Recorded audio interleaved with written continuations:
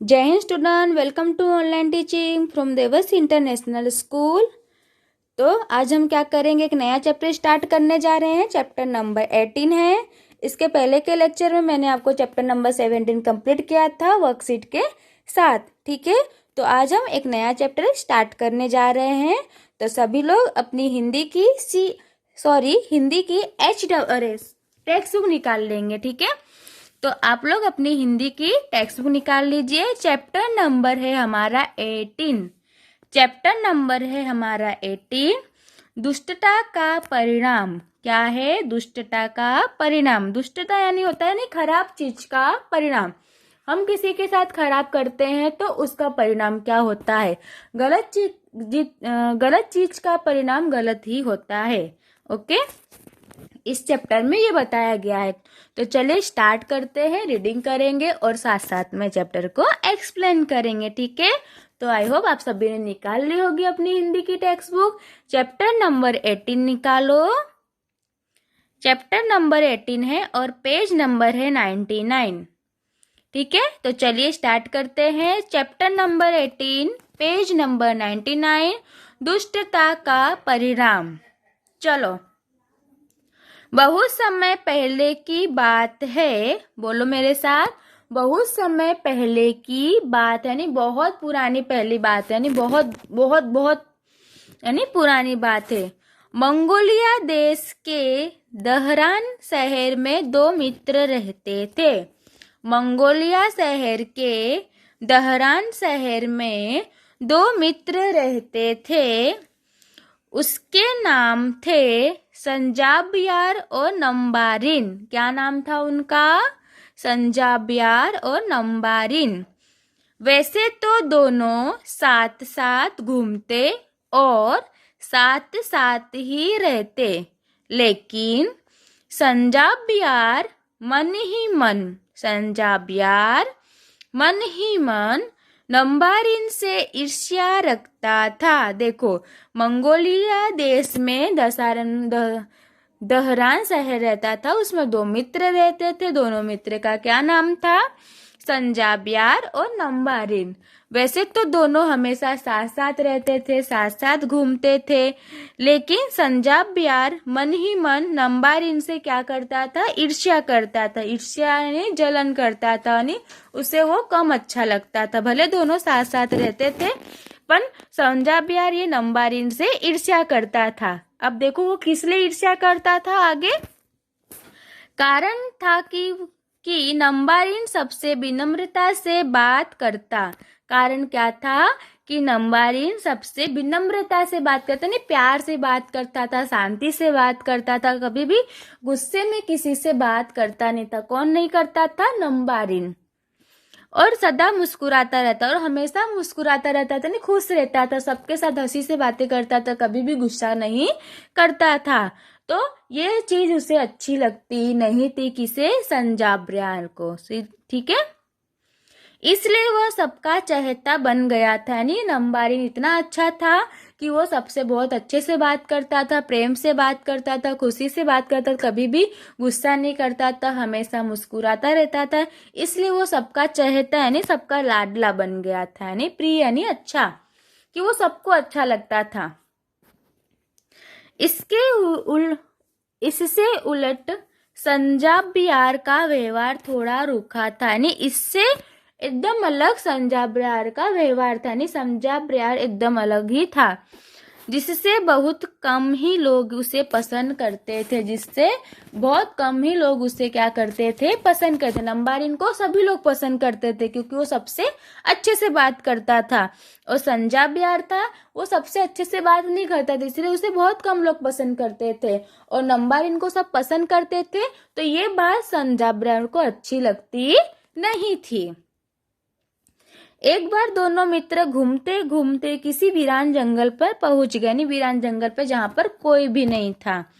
घूमते घूमते क्या हो गए? दोनों वहां पर पहुंच गए, किसी वीरान जगह पर पहुंच गए। दोनों को भूख लगी थी। अब दोनों को क्या लगी हुई थी? भूख लगी थी। जंगल था तो कुछ तो मिलता वहां पे नहीं, तो दोनों को क्या लगी हुई थी? बहुत जोरों की भूख लगी हुई थी। उन्हें एक चट्टान की बगल में एक पेड़ दिखा जिसपे मीठे मीठे फल लदे थे। उन्हें एक चट्टान की बगल, आप देखो ये चित्र देख रहे होगे, एक पेड़ है, पेड़ के पास में देखो एक चट्टान जैसा, यानी एक पत्थर जैसा बड़ा सा पर्वत जैसा होता है ना, उस तरह से एक चट्टान है बड़ी सी। पेड़ दिखा जिस पर मीठे मीठे फल लदे हुए थे। उन्हें एक चट्टान के बगल में, देखो इस तरह चट्टान है, दोनों मित्र खड़े हुए हैं और उन दोनों मित्र को फल दिखता हुआ है और फल के पास में एक बड़ी सी क्या है, चट्टान है पेड़ के पास में। ठीक है, अब आगे देखेंगे 100 पेज नंबर पर। नंबरिन को पेड़ पर चढ़ना नहीं आता था, यानी और नंबरिन था ना, उसे पेड़ पर चढ़ना नहीं आता था।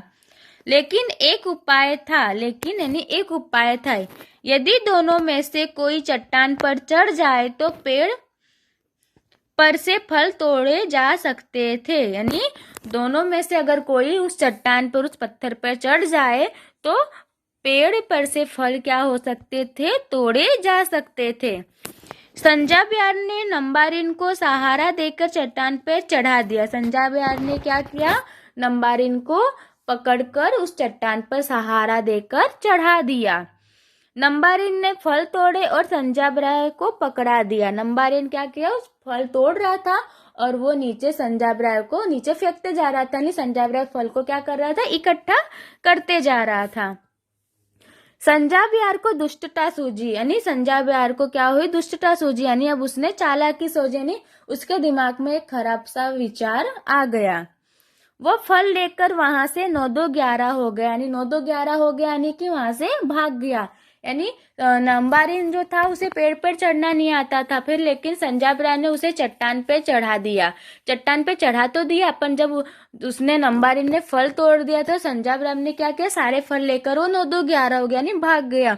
और नंबरिन अब चट्टान पर से उतरे तो कैसे उतरे, अगर उतरता भी है तो क्या होगी, उसे चोट लग जाएगी, उसे लग सकती है, बहुत ज्यादा चोट लग सकती है।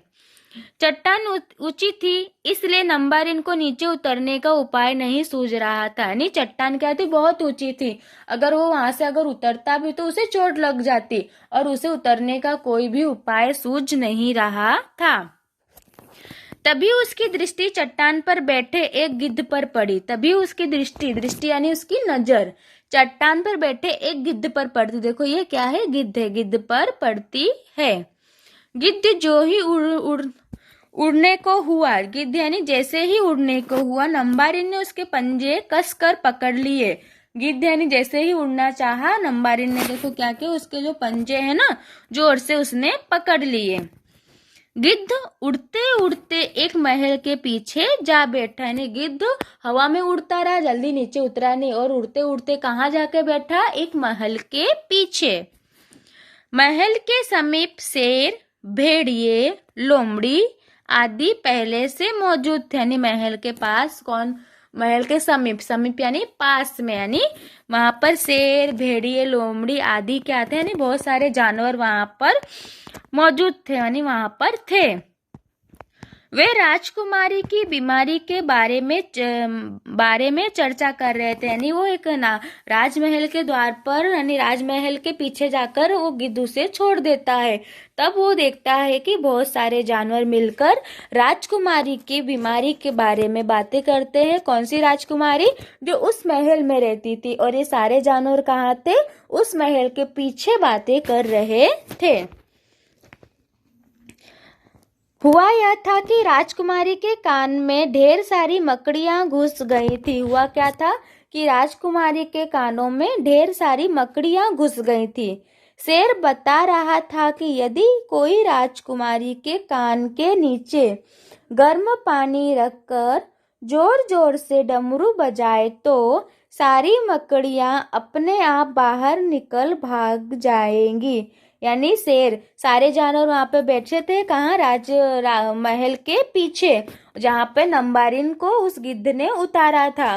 तो वो लोग आपस में बातें कर रहे थे कि राजकुमारी के कानों से अगर मकड़ी निकालनी है तो क्या करना पड़ेगा, गर्म पानी रखकर जोर जोर से डमरू बजाना पड़ेगा, जिससे सारी मकड़ियां बाहर निकल जाएंगी। नंबरिन ने जब यह बात सुनी तो वह राजा के पास पहुंचा। नंबारिन ने जब यह बात सुन ली सारी कि रानी जो वहाँ की राजकुमारी है उनको ठीक करने का यही उपाय है, तो वो जो शेर जब बोल रहा था तो नंबारिन ने क्या किया, उनकी बात सुन ली और सारी बात सुनकर वो राजकुमार राजा के पास पहुंचा। उसने राजकुमारी के ठीक होने का उपाय बताया। राजा के पास पहुंचकर नंबारिन ने क्या किया, राजकुमारी के ठीक होने का उपाय बताता है। राजा ने वैसे ही किया जैसा नंबारिन ने उसे बताया था। इससे राजकुमारी ठीक हो गई। राजा ने प्रसन्न होकर नारंग नंबारिन को ढेरों उपहार दिए। उससे क्या हो गया, राजकुमारी क्या हो गई, ठीक हो गई। यानी जैसा ही वो शेर ने बोला था, नंबारिन ने उसकी क्या करी थी, बातें सुन ली थी और उसने आकर राजा को बताया और राजा को उसने जैसे जैसे बताया राजा ने वैसे वैसे किया।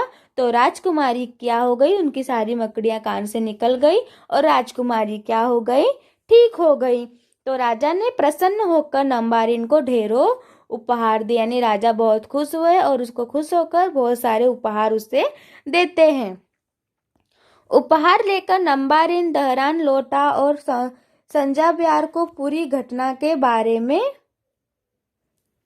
बताया। यानी उसने बहुत सारे उसे गिफ्ट मिले थे तो वो लेकर अपने शहर जाता है और अपने दोस्त संजाब्यार को बताता है, जो उसे उस चट्टान पे छोड़ के भाग गया था ना, कि ताकि वो वहां से गिरे और वो क्या हो जाए, उसे बहुत सारी चोट लग जाए। उसका ये विचार था, यानी उसके मन का ये दुष्ट विचार आया था कि वो अपने फ्रेंड से क्या होता था, उसे जलन करता था, उससे लोग अच्छे से बात करते थे तो संजाब्यार को अच्छा नहीं लगता था। तो उसने वो जब उसका फ्रेंड उस चट्टान पे चढ़ा था तो उसे छोड़कर वो भाग जाता है। संजाब्यार ने सोचा क्यों ना मैं भी जंगली जानवरों की बातें सुनकर लाभ उठाऊं। उसने बोला कि इसने जंगली जानवरों की बातें सुनी, राजा के पास गया और राजा ने इसे बहुत सारा गिफ्ट दिया, तो मैं भी क्यों ना इसकी तरह जंगली जानवरों की कोई बात सुनता हूँ, राजा के पास जाता हूँ तो राजा भी मुझे क्या करेंगे, बहुत सारा गिफ्ट देंगे। यह सोचकर वो भी उसी स्थान पर पहुंचा जहां जंगली जानवर बैठे थे। जंगली जानवरों ने जब संजाब्यार को देखा तो वे उस पर टूट पड़े और वह बड़ी मुश्किल से अपनी जान बचाकर भागा। उसने क्या देखा, देखो नंबारिन था ना, वो उसके पीछे था, अपन छुपा हुआ था, वो चुपके से उसकी बात सुना। पर वो जैसे ही संजाब्यार उस स्थान पर जाता है जहाँ पे नंबारिन गया होता है, तो वैसे ही सारे जानवर उसको क्या कार्य करते हैं, देखो कैसे घेर लेते हैं। वो जैसे तैसे करके अपनी जान बचाकर वहां से भागता है। वह अब समझ गया था कि दूसरों का बुरा चाहने वाले का कभी भला नहीं होता है। उसने भी अब नंबारिन की तरह अच्छा इंसान बनने का निश्चय किया। वह क्या हो गया था, जब जानवर उसको घेर लिए तो समझ गया कि अगर हम दूसरे का बुरा करते हैं तो हमारे साथ भी बुरा होता है। और उसने भी नंबारिन की तरह अच्छे से रहने का निश्चय कर लिया। यानी उसने अपने आप से प्रॉमिस कर लिया कि मैं भी नंबारिन की तरह अच्छे से रहूंगा।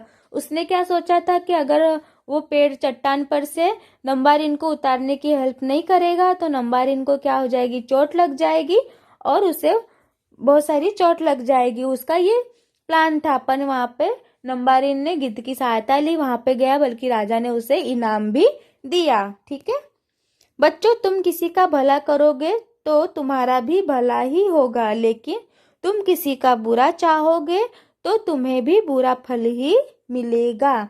इस कहानी में हमने क्या सीखा कि अगर हम किसी का बुरा करते हैं, अगर हम किसी के साथ बुरा व्यवहार करते हैं तो हमारे साथ भी बुरा व्यवहार ही होगा, और हम किसी के साथ अच्छा व्यवहार करते हैं तो हमारे साथ भी अच्छा ही व्यवहार होगा। हमें किसकी तरह बनना है, नंबारिन की तरह, ना कि संजाब्यार की तरह जो अपने फ्रेंड को मुसीबत में छोड़कर भाग गया था। ठीक है, तो आप सबने सीखा ना कि हमें कभी भी किसी को कुछ भी बुरा नहीं बोलना चाहिए, कभी भी किसी को कोई भी मुसीबत में नहीं डालना चाहिए। हम जिसके साथ जैसा व्यवहार करते हैं तो भगवान जी भी हमारे साथ वैसा ही व्यवहार करते हैं। ना हमें कभी झूठ बोलना चाहिए, ना हमें कभी किसी को गाली देनी चाहिए, कभी किसी को बैड वर्ड्स बोलना चाहिए, कभी भी किसी को कुछ बोलना चाहिए नहीं तो उसका परिणाम भी वही होगा। हम जिसके साथ जैसा करते हैं उसके साथ हमें हमारे साथ भी वैसा होता है हमें इस कहानी में बताया गया है। ठीक है, तो अच्छी लगी ना आपको ये स्टोरी? तो आज मैं आपको कुछ राइट नहीं कराती हूँ। आज हम क्या करें, आज मैं आपको होमवर्क देती हूँ, ओरल होमवर्क है। आपको ये स्टोरी पढ़नी है और मम्मा या पापा को रीड कर करके सुनानी है। ठीक है, तो ये आपका होमवर्क रहेगा। तो आप लोग को समझ में आ गया ना आपका होमवर्क कि स्टोरी को एक बार आपको क्या करना है, रीडिंग करके मम्मा या पापा को सुनाना है। ठीक है, तो अब आज का लेक्चर मैं यहाँ पे फिनिश करती हूँ।